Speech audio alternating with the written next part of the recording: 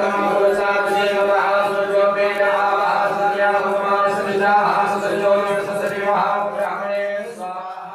श्री कृष्ण। आज जानकारी लेकर आए फिर से नवरात्रि के दौरान घटित एक सत्य घटना के ऊपर, जब एक कन्या को न सिर्फ दिव्य दृष्टि प्राप्त हुई बल्कि माता से उसकी बिल्कुल प्रत्यक्ष बातचीत शुरू हो गई। अपने मन के सवाल प्रश्न वो पूछने लगी माता से और माता उसके प्रश्नों का जवाब भी देती थी। तो ये घटना कैसे हुई, क्या हुआ था, ये सारी बात आज हम आपको इस वीडियो के दौरान बताएंगे कि सत्य घटना एक कन्या ने किस तरीके से देवी को जागृत किया।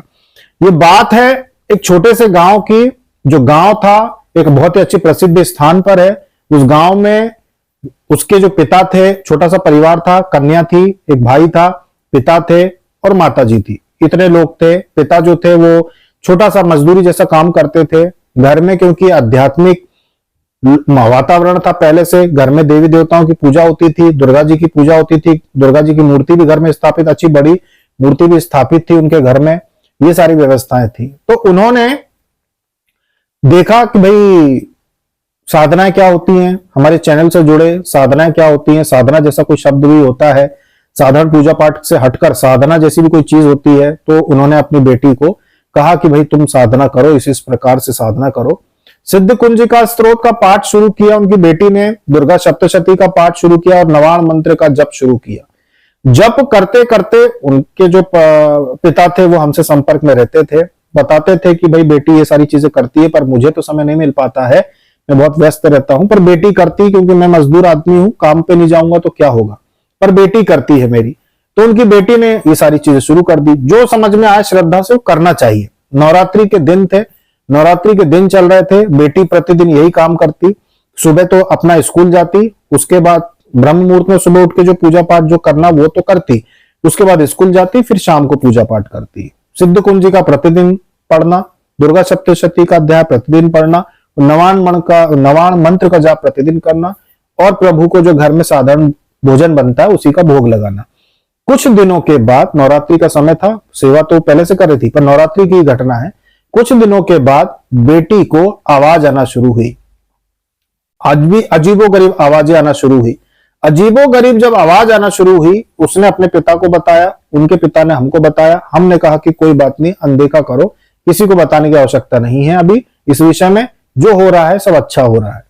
बेटी निरंतर श्रद्धा के साथ जाप करती रही। उसने जाप और बढ़ा दिया, जाप बढ़ा दिया। कुछ दिन के बाद उसने कहा कि एक दो दिन के बाद कि मुझे कोई देवी बात कर रही है, कोई देवी मुझसे बात करती है, मैं उनसे जो पूछती हूँ वो मुझे उत्तर देती है। मैं जो भी पूछती हूँ उनसे कि आप कौन हो और मेरे घर में किसी को कोई तकलीफ तो नहीं है, मेरे घर में मेरे पिता को कोई परेशान तो नहीं कर रहा है, कोई क्रिया तो नहीं की है, मैं जो भी पूछती हूँ देवी जवाब देती है। उसने अपने पिता को बताया, उनके पिता ने हमको बताया कि ऐसी ऐसी घटना हो रही है। हमने कहा कि माता सिद्ध हो चुकी है आपकी बेटी को और अब वो आपकी बेटी से चर्चा कर रही है। अब आप इस विषय में अब आगे से किसी से कोई चर्चा मत करना कि बेटी के साथ कुछ ऐसा हो रहा है, बेटी को ऐसे माता जी जो प्रसन्न होकर बात कर रही है, उनके उत्तर दे रही है उनके प्रश्नों के, किसी को कुछ मत बताना। ये बेटी की सिद्धि है, बेटी को सिद्ध हुई है। तो अगर कोई घर में तकलीफ होती है तो बेटी से बोलना कि घर में से नकारात्मक ऊर्जा माता आप दूर कर दीजिए, मेरे घर में बंधन लगा दीजिए, मेरे भाई को, एक भाई था छोटा, मेरे भाई को सद्बुद्धि दीजिए कि वो जीवन में अच्छा करे, मेरे पिता का साथ दीजिए कि उनको तकलीफ ना आए। बस अपनी बेटी को ये कह देना। इसके अलावा कोई चर्चा मत करना, इसके अलावा कोई बैठक या सवारी वाला काम मत करना, सवारी मत मांगना। बेटी से कह देना कि सवारी ना मांगे कि आपके शरीर में आओ, ऐसा मत कहना, और बस इतना ही करो आप।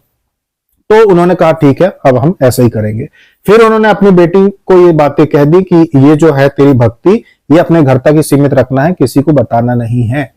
अपनी जो भक्ति है, अपनी जो माता की कृपा प्राप्ति हुई है, ये किसी को बताना नहीं है, घर तक ही रखना। और फिर उन्होंने किसी को उस विषय में चर्चा नहीं, क्योंकि करना भी नहीं चाहिए। अपने घर में अगर कोई चीज आई है तो फिर वो अपने घर तक ही सीमित रहना चाहिए। गुरु से चर्चा कर सकते हो, बाकी रिश्तेदार या अन्य लोगों से बात नहीं करना चाहिए।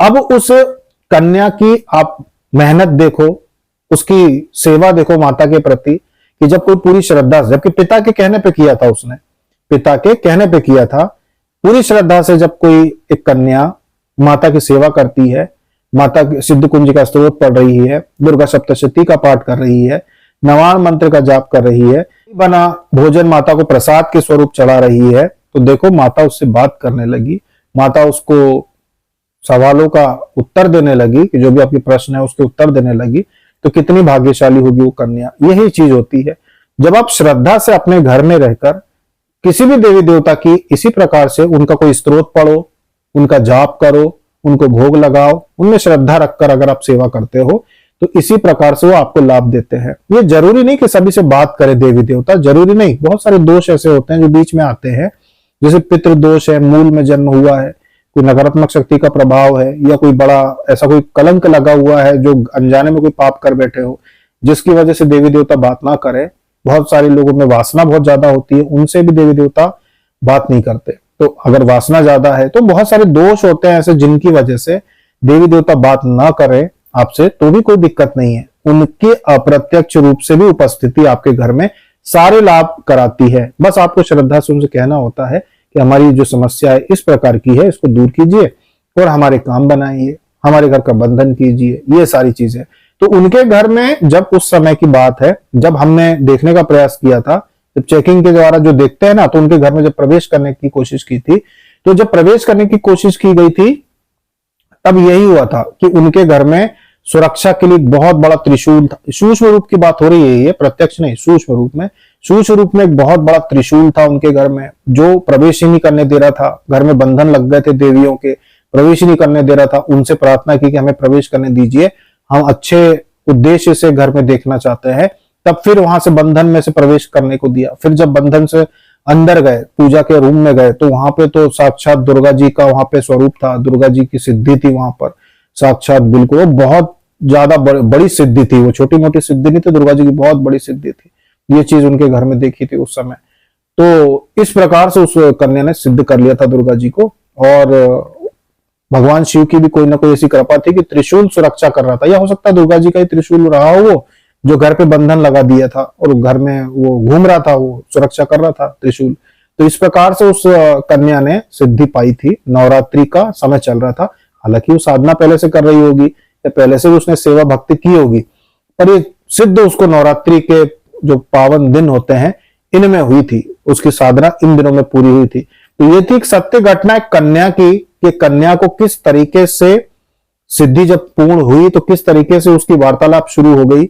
दर्शन बाद में हुए, पहले वार्तालाप शुरू हो गई, मां पहले उससे बात करने लगी, और उसके बाद फिर हुए भी हो दर्शन। तो हमने मना कर दिया था कि हमें भी मत बताना, जो आपके अनुभव हैं एक बार आपने बता दिया, अब हमने आपको बता दिया कि सब सही है, देवी है घर में आपके जो बात कर रही है, कोई नकारात्मक शक्ति नहीं है, देवी है। तो अब अगर दर्शन भी होते हैं आपकी बेटी को, तो आप सब गुप्त रख सकते हो, आप गुप्त रखिएगा। तो बाद में दर्शन भी हुए होंगे, वो सब बातें उन्होंने फिर गुप्त रखी, हमने क्योंकि मना कर दिया था। और ज्यादातर हम साधकों को संकेत बता देते हैं कि अच्छे संकेत हैं, अब गुप्त रखो, मना कर देते हैं हम भी को, क्योंकि रोज रोज बहुत सारे साधक बताते हैं, तो सभी की बातें अपनी अपनी होती है। तो ये चीज, तो ये थी सत्य घटना कन्या की, किस तरीके से माता ने उनके ऊपर कृपा की थी, उनकी खुद की भक्ति की वजह से, हमारी वजह से नहीं। ये मत सोचना कि हम ये बोल रहे हैं कि हमारी वजह से, नहीं। उस कन्या की सेवा भक्ति की वजह से किस प्रकार से उनको सिद्धि की प्राप्ति कराई, ये थी सत्य घटना माता की सेवा की। आप भी सिद्ध कुंजिका स्त्रोत, अपराजिता स्त्रोत, दुर्गा सप्तशती, नवाम मंत्र, जितनी भी चीजें होती है ना जो हम समझाते हैं, इन पे विश्वास रखें, अपने घर में साधारण तरीके से माता की सेवा करें, तो आपको भी देवी देवताओं की कृपा स्वतः प्राप्त होगी, अपने घर में रहते हुए बगैर कहीं भटके। अभी तक इतना ही। जय श्री कृष्ण।